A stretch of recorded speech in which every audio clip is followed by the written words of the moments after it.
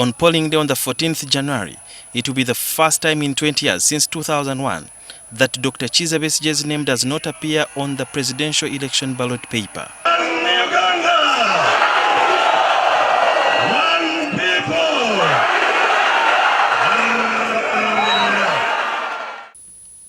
For 4 election cycles, 2001, 2006, 2011, and 2016, the Forum for Democratic Change Party founder has been the main opponent to President Yoweri Museveni, Besigye's former boss, with whom he fell out in 1999.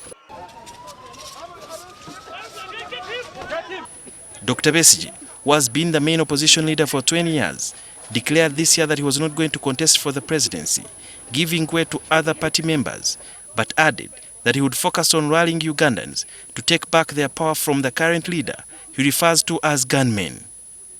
He called this Plan B. Besigye's announcement shocked many FDC party members, who urged him to reconsider and join the presidential race, citing his energy and courage exhibited over time in difficult situations.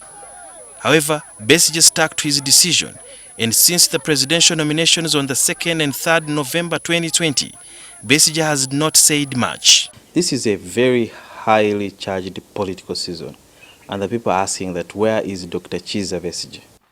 Well, I am very much in Uganda, very much active, less seen, and that is in line with what I have chosen to do this particular electoral process, which I have amply talked about, characterizing it as Plan B. Plan B is a plan that is not run in the media, but run in the population. And so we are busy working around the clock. The sole purpose of our plans is to stop the continuation of capture of our country by a handful of people who have brought untold misery over the last 35 years. FDC Presidential candidate Patrick Oboi Amuriat, who is seen as a Besigye's loyalist, launched his barefooted campaign in Soroti district and has so far traversed other parts of eastern and the greater northern Uganda. You are a big game changer within the opposition. So people are wondering, why is it that you've not rallied behind your very candidate in FDC, that is poor?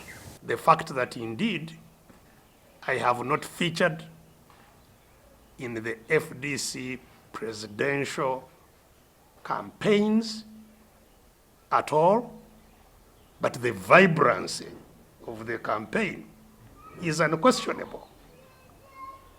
That talks to the building of institutional capacity that FDC has been able to do.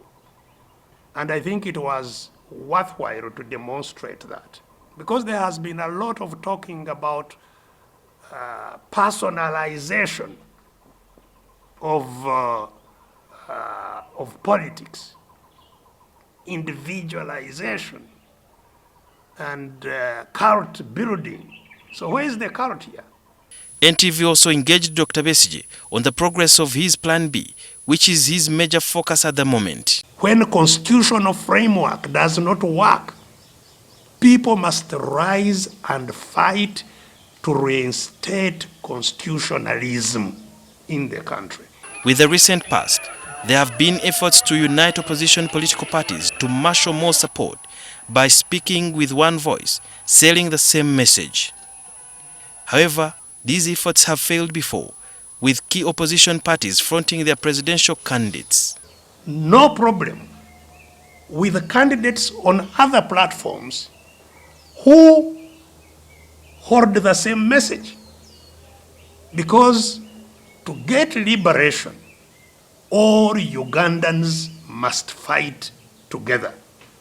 And that's why we missed an opportunity, even before this election, to crystallize the country around the same message and same platform.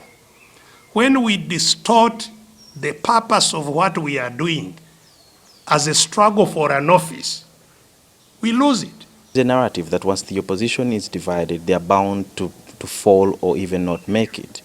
Don't you think fronting different candidates against one person, that is President Museveni, is going to divide all the support and you all end up not making it to 51% that is required for someone to take over power? Those who support Museveni will be the same supporters of Museveni, whether we have one candidate or many candidates. People will not support him because there are many candidates against him. They will support him because they have been supporting him and they have reasons to support him. Those who don't support him, whether we have one candidate or many candidates, won't support him. And he can only win because if there was a decent election, he would only win because of only those who support him. Kizza Besigye is a medical doctor who treated several of his colleagues, including President Museveni during the Bush War. As the presidential campaigns enter the fourth day, some candidates have been holding processions and addressing rallies in violation of the Electoral Commission guidelines to avoid the spread of COVID-19. You know how COVID is a huge threat. 133 people have so far died in Uganda from this deadly virus.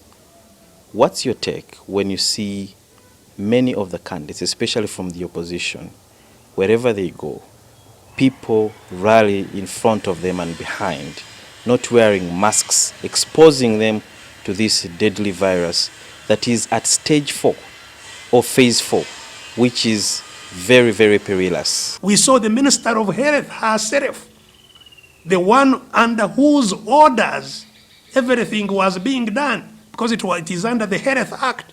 The Minister of Health, you saw her with a huge procession and talking to a crowd of people without a mask herself or those that she was talking to.